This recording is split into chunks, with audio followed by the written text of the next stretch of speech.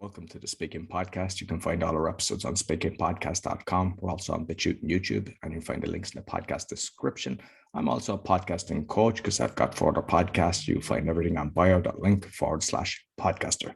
Today, my guest, I'm actually going to read some of the stuff that you've done. Obviously, broadcasting voice coach, right? Yeah. But you've done a voice actor, a traffic reporter, live host, radio personality, news director, and a weather girl. Back when you could call them that, yes. Back in the late 70s, I did TV weather. It was in my first reporting job in Florida. And I made the mistake one day of just saying, hey, wouldn't it be fun to do the weather? I wasn't saying that to anybody in particular. And then the weekday weather guy said, really? Really? Oh, okay, we can make you the weekend weather. But so I did that for a while. That was interesting. Wouldn't do it again. And now you have to be a meteorologist. You can't just be a weather person. You can't. Very good. So I suppose, I've mentioned what you do, but you might introduce yourself to the audience of the things that I might have forgot. Well, we would need a whole lot more than an hour to do that. It's so nice to be with you this morning or today, Roy. I'm delighted to be here. And I'm Susan Murphy, and I am a broadcast voice coach, which is a job I invented for myself last year, thinking that as I watched television, flipping around channels, what I had noticed was reporters and anchors today have a lot of great technical skills. They have some good writing skills, some good interviewing skills, but what a lot of them I think are missing are the qualities of a really authentic, most likely beautiful voice. And when I'm watching the news, I want to listen to a voice that is authoritative, that's friendly, that's strong, and I'm not hearing it. So I decided maybe I could become a coach, and I ran the idea past a couple of news director friends of mine, and they thought it was a good idea. So one of them sent me two of his reporters and then wrote me a recommendation, and the business took off from there. And it's based on everything I've learned in 40 years of being in the industry, from voice acting and taking singing lessons and just being an on-air person for as long as I was, doing as much as I did. And I have developed a system that really does improve not just broadcast voices, but really anybody's voice. And the singing lessons then, do you think that helped you with projecting your voice? The singing lessons. Well, it's an interesting story how I took singing lessons. I'd always done regional theater, or not always, but I loved doing regional theater. And sure, put me in the chorus or give me a couple of lines, and that was great. And 20 years ago, I was cast in the show Footloose, and I was cast as one of the mothers. And the two mothers have a duet. And I said, you want me to sing a duet? Really? Okay. So I had about 6 or 7 weeks. I called them triage singing lessons to get in shape for this duet, which scared me to death. So I took with a wonderful coach who taught me so much about singing and breath. And that really is the basis of what I teach my clients. There is just so much with your singing voice that so beautifully translates to the speaking voice. I thought I would be crazy not to share this. So I've put together all of what I've learned in 40 years, but singing lessons were right up there at the top for learning not so much projection, because in what I teach people to do, you already have a microphone to do that. And even a business person or a college professor will often have a microphone system in front of them. So it's not so much projection. I often use the words bold and intentional in speech. And if more of us were bolder, speaking from our authentic voices, and if we're more intentional in what we say, more people will listen to us and we will become better listeners. There's the opposite side of that too, which is important for reporters and anchors and any business person. You have to learn to be a good listener as well as a good speaker. Yeah, exactly. I've listened to your commercial reel on your website, and you have great vocal variety. I mean, I don't know how many you cover, maybe 5 to 10, but it's like it's a different person. It's actually fantastic the way that you've done it. Thank you. When you become a voice actor, the general um, lessons or expectations for a voice actor are that you'll be able to do a range of things in voice acting. And for me, I have learned that's actually not very true because of my background in news. Really, what I'm best at is narration or an e-learning system. Can I do a character? Not really. And I can do certain commercials, but I don't have that range because I'm not really trained as an actor. I'm trained as a news person, and I'm very interested in voice. So there's that side of the voice acting. And then there's the other, which are the actors who want to become voice actors. And they often need help in voice parameters and things like that. So I'm the one side. So my range is actually not as good as most voice actors I have found. I am humbled by what I hear in my colleagues in the voice acting world. Um, when I started going on to, what's it called? There's a platform, Clubhouse, where it's just Yes. voice. And I was very late to the game with public speaking, so eventually overcame that. But when I went on to Clubhouse, I got so nervous. It was like really nervous for the first 3 or 4 times that I went on it. And I'm just curious because you've done so many different things. Did you go through phases like that as well, that you were comfortable in one and then you jumped onto something else and you went, ooh, or did it always just flow for you? I think it's sort of almost always flowed for me. I've been doing it for a really long time, since before I got into college. And I love to do things like back in the day when fashion shows were all the rage. I would host fashion shows, or I worked for a radio station where we would sponsor, the circus at Madison Square Garden or whatever. And I would open the circus, and speaking in front of 10,000 people just never really seemed to concern me. And I just was always sort of good at it. And then coming into television, I didn't do a lot of live television. A lot of my television work was tape. Oh no, that's not true. I did a lot of live fundraising for public television. Nerves are just one of those things that if you look at them the right way, they can work for you. You really need to have nerves. And it's just getting those butterflies in your stomach to fly information. You don't want them crazy. You want them to work with you in your speech or your presentation. So I guess I've always been able to manage for what others is anxiety. And when I learned breath work, which was only 20 years ago, I guess I was doing some of it subconsciously, but now that I'm really conscious of it, it really does take away a lot of the fear of speaking in front of groups. It just does. Breathing. And because I've covered in way more detail, like the breath work that people are actually kind of hyperventilating and everything. I don't know, have you actually experienced that or gone into that? But I'm just curious of the kind of tips that you would give people for the breath work.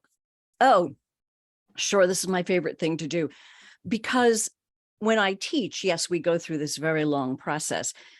The breathing has to come from your belly, which most of us don't do anymore. We are born knowing how to do it. If you've ever watched a toddler have a tantrum, their bellies get real big and they wail, and they just breathe into their bellies, and we somehow lose that as we grow up. So almost what I do is I teach people to re-breathe, to breathe again a different way, or the way they were born breathing. And when you breathe from the bottom of your diaphragm and you create what I call a clear, unobstructed pathway for air and energy, it settles nerves, it settles pitch. Mostly we speak at a pitch that is not at our optimum levels. So when I help you to uncover the pitch or the range that you should be speaking in, Then when we talk about what you're talking about, then tone or how we color the words in that range can usually produce a very beautiful voice.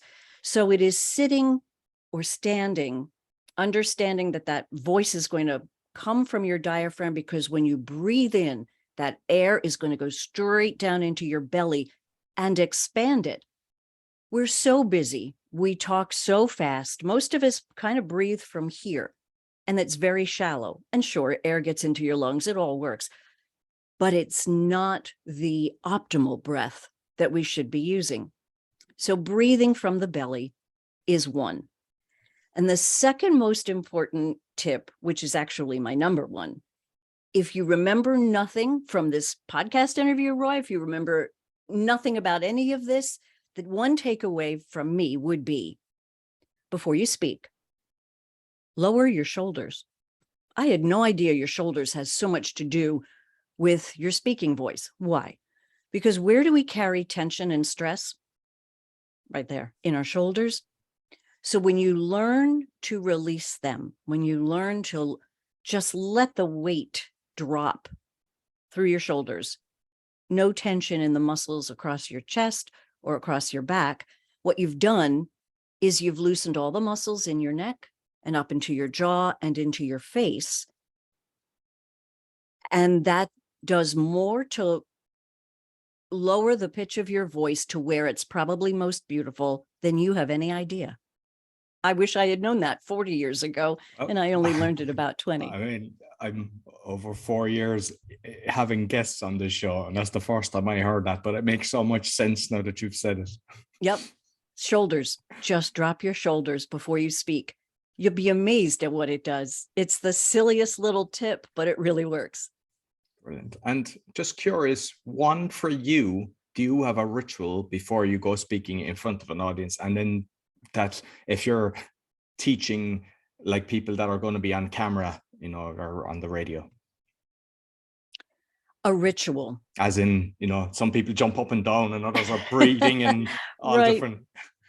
There are people who do mouth exercises. There are people who do, no, okay, for example, I sing in the church choir, and our warm-ups often include some things that I will do before speaking. And one of them is the shoulder lifts to your ears and bring them down, and stretch your neck to one side and roll your neck around. Those exercises that just loosen up the muscles from about your shoulders up are super, super helpful. And then the other thing I always do is I go through my head what I plan to do, and I remind myself of key words or key phrases very calmly, very gently. Sometimes I will say them out loud, which is a whole lot better than just thinking them in your head. When you say things out loud, they stick a whole lot better. So I will occasionally do that. And before I start a coaching session with a client, I have about 6 pages of notes that I need to go through with them. And I always refresh my memory. And at this point, it's pretty much committed to memory. But I always like to review the notes, even though I've looked at them 100 times. It's comforting in a sort of way, and it's encouraging. And it's like, yeah, I got this. I got this. I know how to do this. Excellent. And I know on your website, you've got like VSOT. I didn't know what it was. I looked it up, voice over sound on tape. Right. Yep. When I started the company, I thought I was only going to be working with broadcasters, and that's primarily my audience. Voice over sound on tape is, if you're a reporter and you go out and the news director says, oh, well, this is just a little story, we just need a VSOT. That just means shoot the video, come back, write a quick story about it, and we're going to let the anchor do it. Well, reporters don't like to do VSOTs because it doesn't put them on the air. They want to do the package. The package is a big VSOT, and the package has the reporter's voice on it. So a VSOT is where an anchor reads what a reporter wrote using the footage that the reporter shot. So VSOT, I just thought was a clever little name. Like if you're in the broadcast business, you know what it is. And if you're not in the broadcast business, you don't know what it is. So I spend a lot of time explaining it. It's just, so now you know a little something about broadcast shorthand. Well, I suppose it was you were VSOT. picking your niche. So you said the people that you're looking for will know what it means. But you know what? One area that I'm looking to expand into is seminaries. I think ministers can very much use, they get all kinds of theological training, and you take courses on how to do a homily. But I don't think they take courses in how best to use their voices with a microphone in front of a group. What I do translates very well, I think, into seminary for seminary students. So I'm investigating that too. So maybe I'll have to call it Heavenly VSOT or something. I don't know. Brilliant. And I mean, I've listened to the before and after as well on your website. So I have seen the improvement from your clients. So, I definitely can say that off the cuff. With some of the stuff that you're saying that you're helping the coaches, like one of the things that I saw was mindset. And I know it's so important, but I'd like you to just maybe touch on that and explain, what you're doing with people. Two things there. The first mindset that I often have to dismantle in a reporter or anchor's head is when you're growing up and I want to be a reporter, I want to be on TV when I grow up. It gets into your head what that should sound like. And it is usually a caricature of an anchor or a reporter, or it's a very 1960s version of a reporter or an anchor. And so I will often have to say, no, that voice has to get out of your head. You need to be you. You're not imitating anybody. You can emulate them, but you can't imitate them. So it's what you can bring to the story. It's what you can bring to the show. It's how you connect to your listeners. And you don't do it by imitating anything. It's been sort of broadcast practice, particularly through the 80s and into the 90s, that anchors would develop, I call it singing the news, but a particular cadence where it wouldn't matter what the copy was, but it just sort of all has the same ups and downs in the voice. I cannot abide that at all. And that is so not what people are looking for now. Back when you didn't have a whole lot of options to watch news, and now the options are infinite. No, it's about the connection to the story. It's about the connection to your audience. So that's one mindset that I usually have to destroy. And the other one I have to sometimes fix is and I don't want to call it imposter syndrome, because that sounds like you're sick or it sounds like it's fatal, but everybody has imposter moments. When a younger reporter is sent out to cover, lots of stories are sort of formulaic or pretty easy to cover, but you might go to a story where you've got to cover a lot of very scientific information or medical information, and reporters get sort of, I can't do this. I'm not good enough to be able to do this. I'm not, I can't do this. This is scary to me. So I have to show them that their journalistic training has to kick in on every level of story. And that really, if you remember to ask the right questions, if you remember to do the research, coming up in my day, doing research, we didn't have the internet. Doing research was hard. Newspaper stories, you'd go to an encyclopedia, you'd call somebody. Research, I wish I were a reporter now. I love to research things. So as long as you do that work and put it together, and as long as you understand the story, then you share it with your viewers. You share it with the people you work for. You work for your viewer. You work for your audience. You are their guide to the story. Even in business, people who are speaking in front of audiences of all stripes, they are there to learn from you. So you're the guide and they're the hero. You're sort of the Gandalf to the Lord of the Rings crew. You're the Yoda to the Star Wars crew. You're the guide, and you are there to teach and inform and entertain. Excellent. And I'm just curious because I've got the other podcast, the Awakening podcast, where I'm kind of exposing fraud, corruption, but with solutions. And what I'm noticing, I mean, I've seen a lot of different things where they had loads of news presenters around the world just regurgitating the same thing. And I don't know, is it 5 or 6 corporations now that own 90% of the media? I mean, from coming from your journey to look at that, that must be kind of not great when you see how it's kind of done now. Whoa, there's a whole show, Roy. We could do a whole show just on that. I hear that all the time. And there's a certain amount of that is true. And it occasionally does filter down into the newsroom. I remember one example years ago when I was a radio news director. I was asked not to do a particular story about, it was a certain make of car. I don't remember all the details, but one of our big advertisers was a car dealership that, you know, sold those cars. And there was something about a story that I did where the general manager came and said, you know, could you back off on that? And I put up a fight.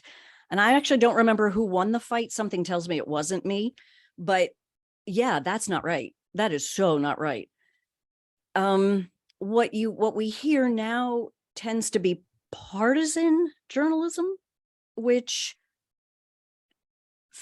being fair, being accurate, being non-biased means a whole lot of different things than it used to in some areas. In some, it's the same. And I think a viewer and a reader and a listener, I think your job, you have a job too. It's not just my job from my end. It's your job to not trust one particular source, not when you have infinite sources at your fingertips, but it's to research where the truth is and to examine the other side of the story, to examine what other people are saying and see where you find truth, not belief, not opinion, not hyperbole, the truth. And it is part of the audience's job to do that. It's my job too, but everybody has responsibility in this, right? Do you think? Absolutely. And what I found is that, I mean, from what I'm exposing, like Google unfortunately has been infiltrated. So I use Brave. But what I found, and I keep telling people now, is it depends on the question you ask in the search that you're doing. Is such a thing safe, or why is it not safe? And you get totally different answers. And then you can actually go through the whole lot. People love to cite polling numbers. Oh, it's all in how you ask that question as to what answer you get. So a poll, technically about the same things, could have vastly different answers or results because of how that question was phrased. What trigger words did you use or didn't use? So you really have to be very careful and look at where the polls come from, who asked the questions. I used to say to students back when Wikipedia was all the rage and every kid in the world, every college kid would go to Wikipedia to research XYZ. I'd say, fine, you want to start Wikipedia, feel free. Look at the bottom of the article. Look at what their sources are and start there and keep going back.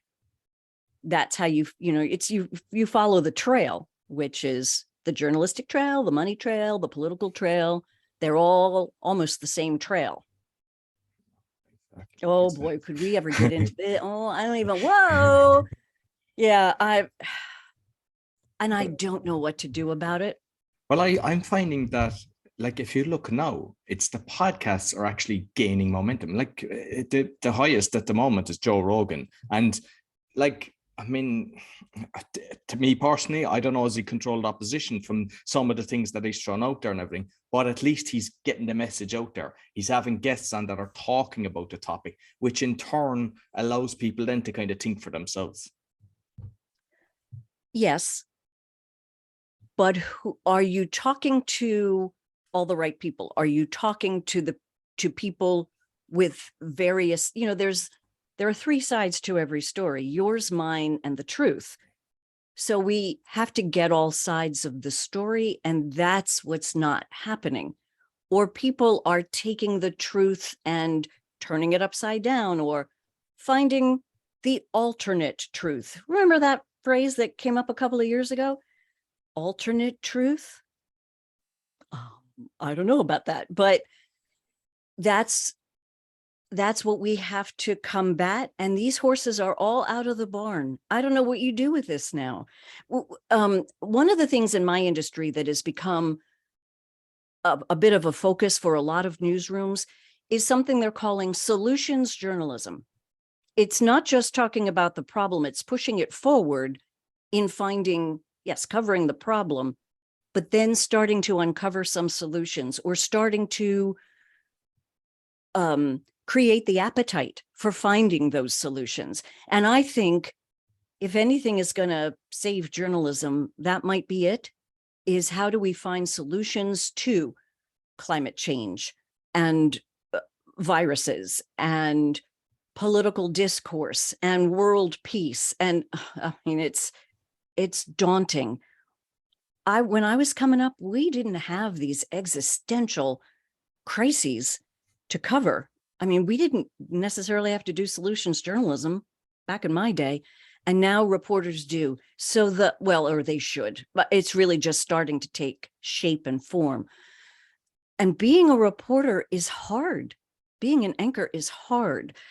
When you report hour after hour the same stories and the same tragedies and the same, thoughts and prayers and the same, I can't believe we're talking about this again kind of stories, it takes a very big toll on reporters' psyches. And mental health issues in newsrooms is very much becoming an issue. Reporters and anchors are leaving for better pay, for better hours, and for less stressful stories. And again, money is one solution, but it's far from the only. No, it's interesting you said that, because because when I'm researching for the Awakening podcast, I mean, I touch on stuff that's so deep, and like even the one today I put out now is about the Falun Gong, the organ trafficking. I didn't know anything about that prior to that, but I went deep into it and started looking at all the videos. But I kind of go into it and feel the emotion and then come out, and then I just kind of get on with my life. But I know a lot of other podcasters, and they get really depressed when they're researching stuff and everything, and you can see it. So I can understand with the news age, the journalists and everything similar. Yeah, exactly. And it just doesn't let up. So to some degree, people are burnt out on news. They don't want to watch it anymore. So now one says, okay, well, is part of the solution balancing? There are good news stories everywhere, and there are people who help everywhere. And I think, wasn't it Mr. Rogers, who was the beloved children's host on television back in the 50s and through the 70s, 80s, really, where he would very calmly say to children, when you see a terrible scene or when you see terrible things going on, look for the helpers. So we need to focus on the helpers. The one story that sticks with me is as the pandemic just crashed into New York City, and hospitals and morgues just were overflowing with more than they could possibly handle. And somehow somebody got the idea that every night, it was either at 6 or 7 o'clock, people would hang out their windows and bang on their pots and pans as a symbol of thank you to healthcare workers. And that, to me, it was organic. It was a lovely tribute, and which maybe raised spirits for a minute or two or three. for these people who did a yeoman's job for months. You have to do those stories too. Well, like I would wish that there's a lot more of the positivity in the news, but like even on the radio and everything, it's every hour that they kick in. But look, it is what it is. Have you come across people that are getting out of the news and kind of setting up on their own? Because I had one guest, I know it's Christy, I forget her surname. She's been on the show and on the Awakening one, you know, that she just got sick of what she was seeing and she just became, you know, her own show promoting herself. Are you seeing much of that? No, I can't say as I'm seeing that in broadcasters going, leaving the airwaves and heading to podcasting. Most of them tend to go into public relations for hospitals or school districts or large companies to help tell their stories. Medical centers are creating their own TV studios and videos to help patients or to train other doctors. I think that's where I find most burnt out journalists going. I don't know of too many of them who are starting their own businesses or creating their own media empires or their own media companies. I could be that they are. I just don't know them, but I've not seen it. Okay. And with the coaching then as well, like, I mean, we've touched on the breath work and I suppose the posture as well with the shoulders, Yeah. just, Mm-hmm. So I suppose storytelling is another kind of important one. You might just touch a little bit on that because. Oh, sure. Right. In journalism school, it occurs to me that a lot of young journalists, they just get hammered about, you have to tell the story fairly and without bias and you can't be part of the story. I spend a lot of time tearing that down. No, you kind of have to be part of the story. It's your job to be part of the story. You're working for people, your audience, who want to be taken along the journey of that story. Now, for something like a standard, if there is a standard anymore, like a school board meeting or city council, it's still about people. And very often there are stark, bright stories that come out of that. But a lot of it is human interest, or you're taking a large issue like homelessness and you're focusing on one small effort to eradicate it. And that storytelling has to involve connection. It has to involve using the right tone in your beautiful range that I'm going to show you where it is so that your pitch isn't so high that I can't listen to you anymore. And that there are ways to tell that story that allow your viewer to completely digest it. That's the other problem. Reporters spend all day, usually on one, maybe two stories.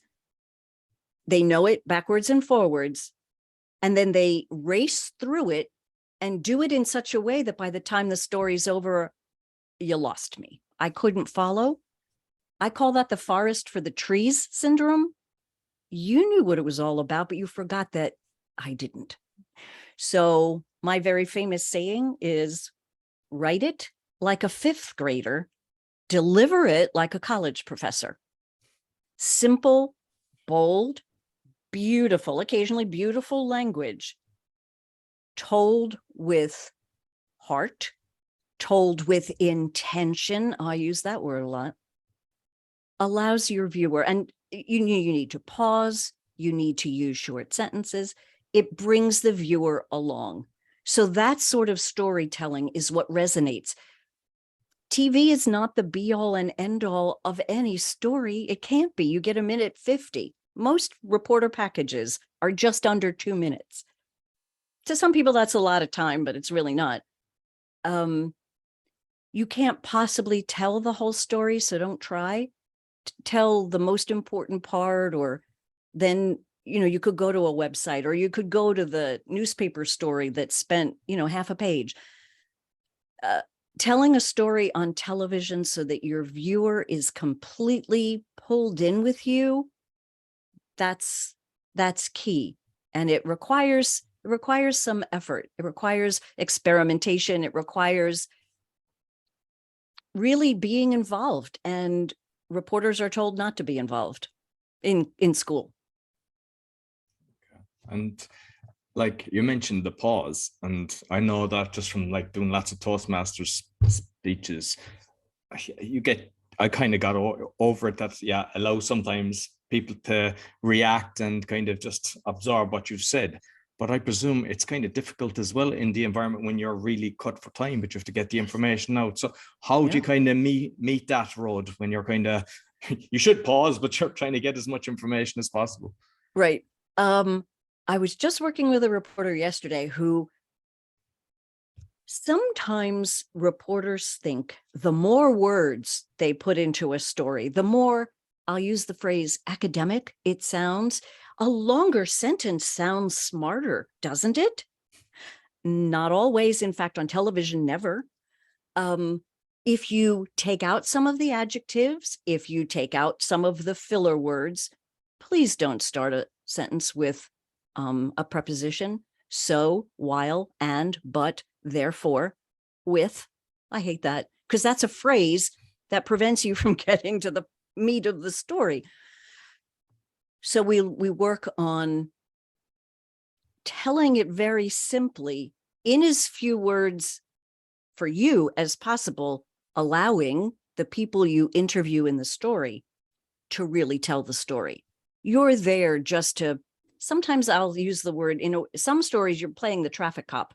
You just are weaving the words of other people together. So there are some stories I'll say, get out of their way, let them tell it. Then there are certain other stories, depending on if you get bad interviews or, well, then your writing and your storytelling is going to have to save it. But most of the time, keep it short, to the point, take out extra words, and let your interviewees do the storytelling for you. And I'm not sure on this one, but say if you're interviewing a person, whether it's a radio or just somebody concerning what happened, sometimes you have to drag the words out of people, or they give you a yes, no answer. Have you any tips or tricks to kind of navigate that? That's the worst. Oh my gosh, that's the worst. Well, obviously the first suggestion is don't ask a yes or no question. Make them all open-ended. How do you feel about? Tell me about. What more can you add? What was it like when? Take me back to. Get them to tell the story. Don't ask so many yes or no questions. But then another trick I will often tell my reporters, when you're dealing with politicians or scientists or doctors or engineers or people who are highly skilled in one particular thing, and you're trying to do something that is going to be understandable for a general audience, and I, write it like a fifth grader. If so, you're asking questions and your eyes are starting to glaze over, like, okay, I have no idea what you're talking about. Let them finish. And then you thoughtfully say, well, I'm wondering if you were going to try to explain this exact same thing, if you needed to explain it to, say, a sixth grade class, how would you explain it to them? I think my listeners, my viewers would appreciate that. Oh, okay. So they'll go back and not only explain it in a way that your viewers will understand it, but you're going to understand it too. So you have to break things down into very understandable chunks of material. By just getting people to, to tell stories or to go back in time or what it was like, that can usually, and then the last question you always ask is there anything you want to talk about that I didn't cover or that I didn't ask about? That can often get you to somewhere you had no idea that story was going to go. Love it. Love it. Mm-hmm. Finally, I've been asking a lot of my guests about the social media, because we all kind of, I don't know, it kind of wrecks your head because we think we have to be everywhere, but everyone seems to find the one that they love. And I'm just curious, which ones have you found as the sweet spot? Professionally, I'll have to admit, Roy, I haven't found that sweet spot yet. going to try to make it Instagram, but I'm not really sure how to do that. Facebook, no, I don't think that's professional enough. I guess LinkedIn is where I find many of my clients, certainly news directors and executive producers are there. And that's kind of where you gain professional cred. So I guess LinkedIn is probably my favorite place to either post something or share something. And I can't be all things to all people. Hey, I'm the person who named your company VSOT. Only the TV community even knows what that is. So I can't be all things to all people. And I'm not trying to influence. I'm not trying to gain followers. I'm here. I love to teach. I love doing what I do. Yes, I get paid for it, but the psychological income of watching a broadcaster suddenly find the voice they didn't know they had allows them to step into confidence they didn't know they had. And that to me is what it's all about. Which in turn, I'm assuming, because I have seen the results from the videos you've put up, which in turn is a kind of a referral and marketing system, because everybody they meet, they'll go, you need to talk to Susan. She knows what she's doing. And that is the most wonderful compliment ever is, oh yeah, Susan said I should call you. Susan recommended you to me. That I've worked with sportscasters, meteorologists. I've worked with neurodivergent reporters. I've worked bilingual reporters. They have a special challenge in that because they think and speak in two languages. That's an interesting dynamic that I love to coach, because usually it's in their head that they think they're doing this and that wrong, and I can guarantee them they're not. So I love all the challenges that get thrown at me. And a lot of times, it's being an encourager, a cheerleader, a support system. I'm happy to do that too. Excellent. Susan, thoroughly enjoyed our conversation. You might let Me people too. know, you might let people know where they can find you. Sure. You can find me on LinkedIn.